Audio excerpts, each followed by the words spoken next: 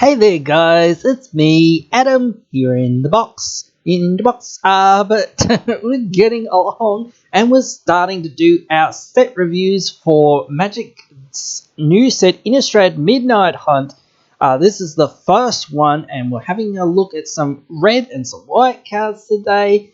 And yeah, I hope you all enjoy this produced this way with me in the box and whatnot. So yeah, we better get right into it because there's quite a few cards that I want to talk about in the set for today. So let's get right into it.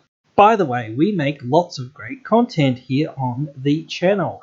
And if you haven't already, please think about subscribing to the channel. It really helps out the channel grow and make more great content for you. And as our analytics show, 95.6% of people aren't subscribed to the channel. So if you aren't subscribed to the channel, do please think about subscribing to the channel.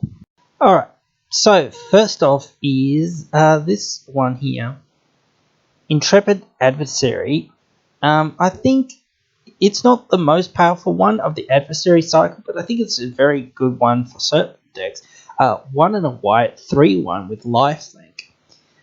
When it enters the battlefield, you essentially play a kicker cost of 1 and a white any number of times, or a multi-kicker cost, I guess, rather, and it gets that many +1/+1 counters, +1 advisory counters or whatever they are. Basically, it gets a bunch of counters, and then creatures you control get +1/+1 for each counter on it. So, you know, it's really good because it's a creature, and I find a lot of in the Anthem decks, when you have a whole bunch of Anthems, you're running short on creatures to Anthem, and this is a creature that also Anthems, so I find those cards are a lot better because you have the body as well as the Anthem, so it can get in there sometimes and block and do other things or whatever. So yeah, I really think that some white aggro decks might want it. There are some other decks that might want it, but you know, it is fairly limited, but it's still nice because I think a lot of the Anthems that do see play are a little bit underwhelming. Because again, it's just an artifact or enchantment or whatever, and it doesn't really do anything when you don't have anything else. At least this does something. At least it's a body. You can recur it. You can do other things with it and whatnot. Things like that. So I really think it's a good card that can see some play in certain decks. Now, Sigardian Savior, I think it's a little bit safe, but it is quite good. 5 mana, 3 and double white, 3/3 flyer. When it enters the battlefield, if you cast it, you return up to 2 target creature cards with CMC or mana value of 2 or less from your graveyard to the battlefield. So that's why it's kind of a little bit safe, because you can't really go infinite with it, like blinking it and doing all this shenanigans. You still get some really nice value. Essentially, if you get two drops, then you're basically getting this 1 mana 3/3. That's really darn good. There is still some things that you can do with it to get good value out of it. So I don't think it goes in blink decks. I think it might go in some recursion-y style decks, or just as a good value card. I think it's pretty good. Now, Fateful Absence, 2 mana, instant, destroy target creature or planeswalker, its controller investigates. Look, Planeswalker is somewhat loose text, and it might not matter that many times, but the few times that it'll come up, that'll be great. It's fairly flexible, it's fairly low cost. Yes, it's not Swords to Plowshares or whatnot, and letting your opponent draw a card and letting them play 2 mana for that card isn't that much, I don't think. This is absolutely fine. You'll be happy to run a card like this in all of your white decks. If you haven't got Path to Exile, probably, maybe you'll still run Swords to Plowshares on a budget with this as well. Maybe you can run this and both, but I don't know. I would stick to just running 2 at the most. But still, it's a really good budget one. And yeah, the few times that it'll come up that you can hit a Planeswalker. That'll be nice. It is Destroy rather than Exiles, but still, it's usually pretty good or good enough. So, yeah, I definitely think this will see a lot of play. Now, Sigarda's Splendor, 4 mana, enchantment, 2 and double white. When it enters the battlefield, note your life total. At the beginning of upkeep, you draw a card if your life total is greater than or equal to the last noted life total. Then you note your life total again. Whenever you cast a white spell, you gain a life. So it's mainly a mono white card, or mainly like white-based life gain decks, which most life gain decks are white. There's that one Golgari life gain deck and whatnot, but most of them are in white because white has most of these life gaining effects. That's apparently all they wanted to give white. But now they've finally given white a decent payoff for gaining life and doing stuff with their life and whatnot. So yeah, I really think this can be good. Is it the best? No, it's slow. It's 1 mana slower for Phyrexian Arena, and it doesn't always draw you a card. But in the decks that it's good in, it will function well. And look, white's got to take what white can get because white hasn't got very much. So, you know, this is just fine. All right, Vanquish the Horde, our new essentially Blasphemous Act effect in the set. It costs 1 less to cast for each creature on the battlefield. It costs 6 and double white. And it just says destroy all creatures. And, oh, it's a sorcery. But, you know, this is an auto-stable. Goes in just about every deck. Like, its upside over Blasphemous Act is it just kills everything. There's no, like, oh, well, I had a 14-14 Eldrazi or a 15-15 Eldrazi or whatever, and that survived or whatever. Yeah, it doesn't get indestructible things or whatnot, things like that. But those are few and far between things, and for 2 mana, the efficiency on it is just too high to sort of pass up. It's too good, I think, and I don't think it'll see play anywhere else, but, you know, see play in Commander because we need, like, Wraths in our decks. That's one of those things that, yeah, happens. But, again, it's not flexible. It doesn't hit artifacts or enchantments or whatever, or planeswalkers or whatever, anything like that. But the fact that, again, this will be almost always 2 mana to destroy everything, and then you can start rebuilding your own board after it's happened, it'll be well worth it. So, yeah, this is just going to go in every white Commander deck from now on, probably. It'll definitely beat out a lot of other options. Alright, Cathar Commander. This Commando, rather. This one's just a common, but it's a pretty decent common. It's basically a Rex Sage. It's a 2 mana, 1 and a white, 3/1 with flash. You pay 1 mana to sacrifice it and destroy a target artifact or enchantment. The fact that this has flash is the thing that gets me, like, hyped about this. If it didn't have flash, I wouldn't really, like, think about it too much. Yeah, it's still 3 mana to destroy an artifact or enchantment, but this is on a body. That's the big thing about this. Like, you know, again, if you've got a creature deck, you've got Beast Whisperer, you've got all these other effects that say when you cast a creature or when you play a creature or when a creature enters the battlefield, you draw a card. Maybe it doesn't work with Mentor of the Meek or some of those other effects, but still there's a lot of effects like this that are just like, oh, okay, you played a creature, you draw a card. So there are a lot of effects like that. There are graveyard decks that this could go in. So again, you can recur it and do other things with it and keep blowing up the artifacts and enchantments that are slowing you down or stopping you or going to be your opponent's combo pieces and whatnot. So I really think that it can see play in a lot of decks because, yeah, like, it's just really decent, like, creature that can do a lot of work for you. But that's pretty much it. Some of these flip cards, what they do on the back is kind of interesting and whatnot, but it's getting to them, and they're not that amazing. Like, some of them are okay and whatnot, but yeah, they're there, you know, like, it is what it is. But again, you know, but yeah, they're there. But Enduring Angel was the most interesting one, probably. But again, it's kind of hard for me to say that it'll ever come up where your life total will be reduced to 3 and you actually have this thing on the battlefield and whatnot. So I don't know, and then you get to flip it. I don't know. It seems like magical fairy tale land that you actually like survive. Like if you have this on the battlefield, it's immediately getting swords or blown up or something, because no one's going to let you flip this thing and get to 0 life unless you can like combo it out somehow. But even then, people are going to stop you probably. So I just don't know. It's kind of cool though. But we'll move on to red now.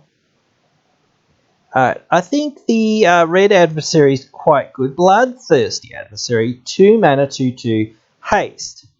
It enters the battlefield. You play the pseudo multi-kicker, 2 in a red, any number of times, and then it enters with that many +1 counters, and you exile that many target instant sorceries that are mana value or CMC 3 or less from your graveyard. You copy them, you may cast any number of copies without paying their mana cost.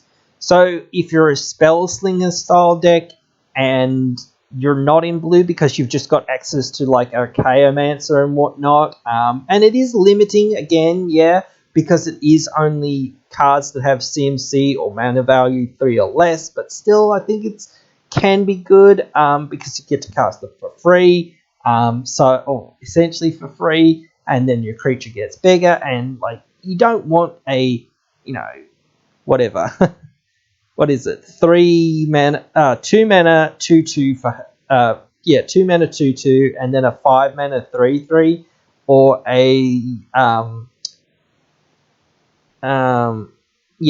8 mana 4/4.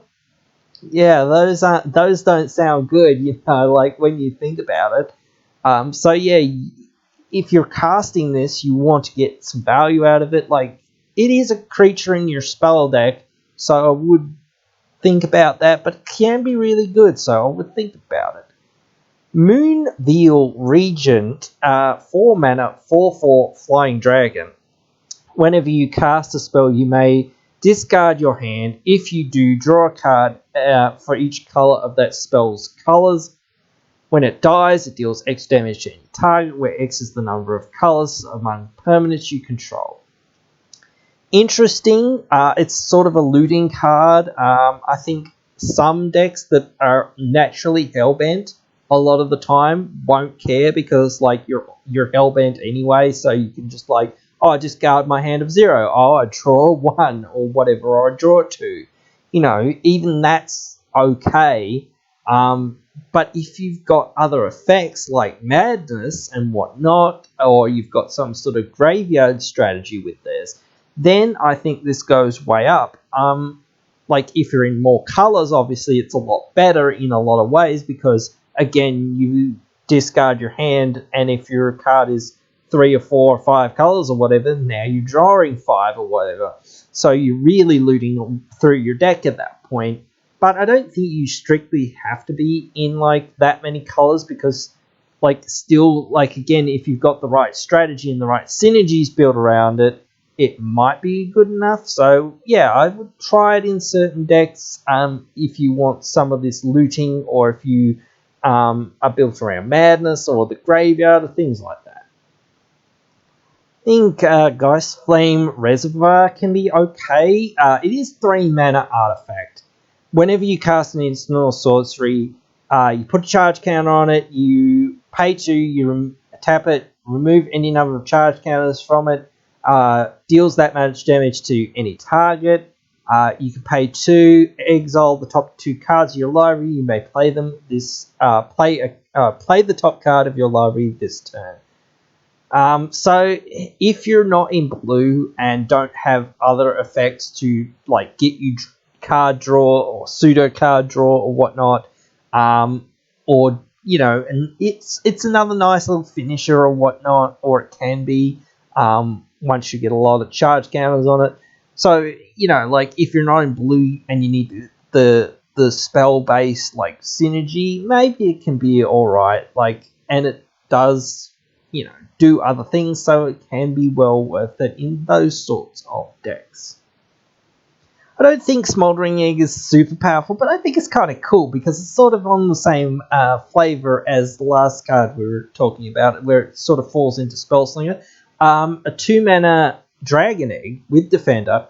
When you cast an instant sorcery spells, you put a number of counters on it, Ember counters on it, equal to the amount of mana spent to cast that spell. Then if 7 or more counters on it, you remove them and you transform it into a flying 4/4 dragon with whenever you cast an instant or sorcery, it deals 2 damage to any target.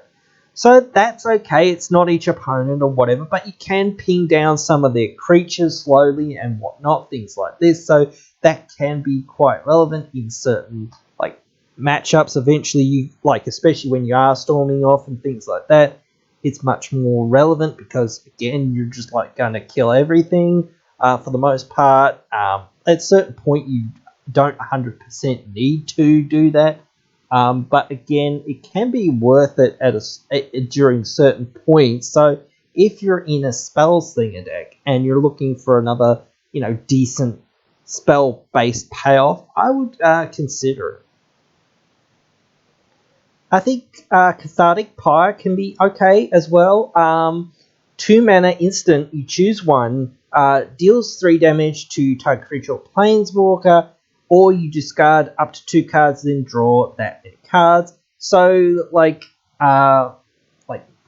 Tormenting Voice and these sorts of cards are played, and they're sorceries, and this is an instant, so that's an auto upgrade because you get essentially an Abrade kind of effect where you can deal 3 damage to a creature or whatever. Yeah, mostly you're going to hit creatures. Sometimes you'll hit a planeswalker.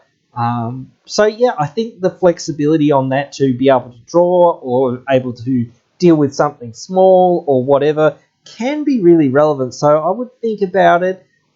It's not the greatest, but again, it can find your way into some decks when you need more removal and whatnot. Or even if you need, more options, because I think this can just replace Tormenting Voice and things like that, and then also just double as removal or whatever at some point sometime. So, yeah, I would definitely consider it. Otherwise, I think we've probably gone through most of the red cards here now, so I think that's about it that we're going to go through for today with these cards. Let me know what you guys think of these cards. Write your thoughts right down there in the comments below, and I'll be bringing you more great set reviews in the next couple of days to come, with blue and black coming up, and then green and lands, and then multicolor and colorless cards as well. So look forward to all that, and definitely let me know what you think right down there in the comments below. Hey, you've just finished watching one of our videos. A bunch of other videos are popping up on your screen now for you to check out, so why not check them out? I hope you have enjoyed this video here today.